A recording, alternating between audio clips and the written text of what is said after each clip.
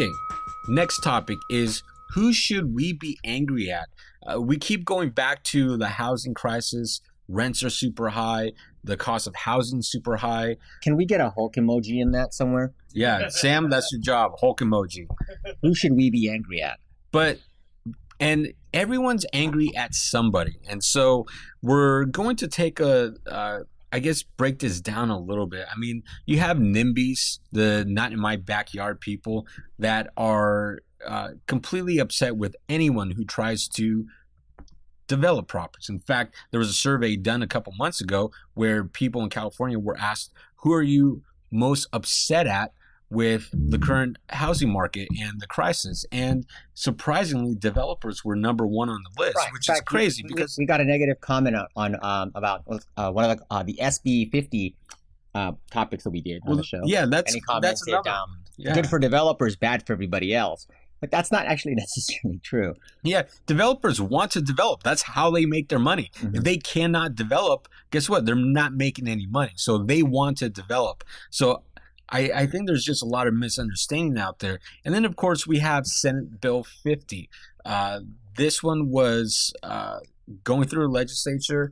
I thought it had a lot of support. And but put it in then- context, this was the bill that was going to make it easier to develop near urban transit centers, so that essentially you're creating great workforce housing where people can live, more supply on the market, while simultaneously jumping right onto rapid transit. Like, for example, in the Bay Area, we have BART, and get to the employment centers without having to clog up our already congested freeways. And this would allow developers to build condos and apartments in areas that might be predominantly single-family homes surrounding these high transit centers. Now, the biggest,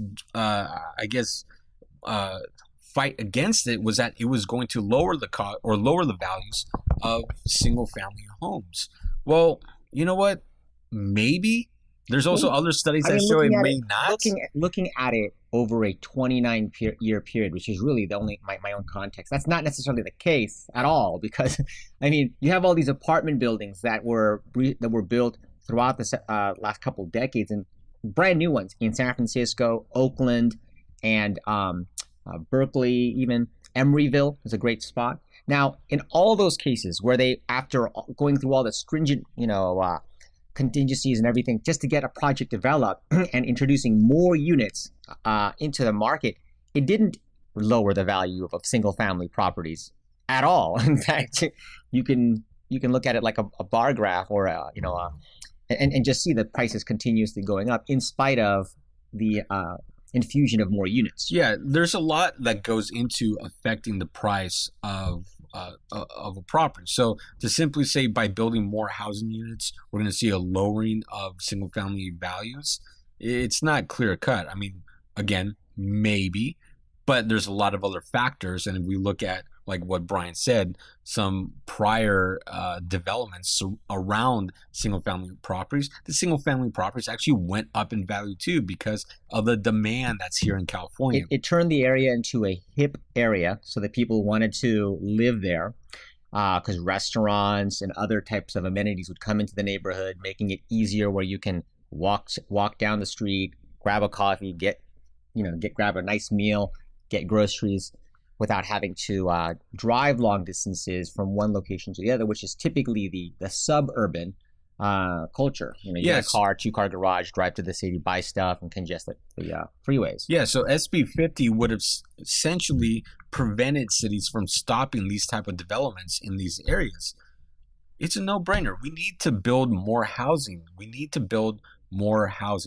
By building more housing units, there's going to be people that can, actually live here in California. It will eventually, especially when it comes to rental properties. I mean, you need to have more rental units available for everyone that wants to live, not just in the Bay Area, but in California. And that's the solution, is more inventory. The problem is you have so many people that are, I guess, very selfish when it comes to their single family home, or they simply don't want the traffic, or whatever reason that they have.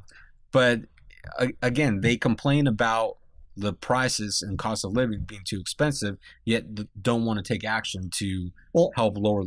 In my personal experience, a lot of the individuals who will come up during design review committees, during planning, sessions are usually neighbors. And if you look at them, because I like to do this, I'll look up who they are and everything. They usually have a lot of time on their hands, and so they have the time to think about how this project might negatively impact them, and have the time to sit down and slow things down. And then, of course, get petitions together to make it more difficult and stop things that would be probably helpful to the overall infrastructure, to the housing market, like SB 50, and many times stop it. Yep.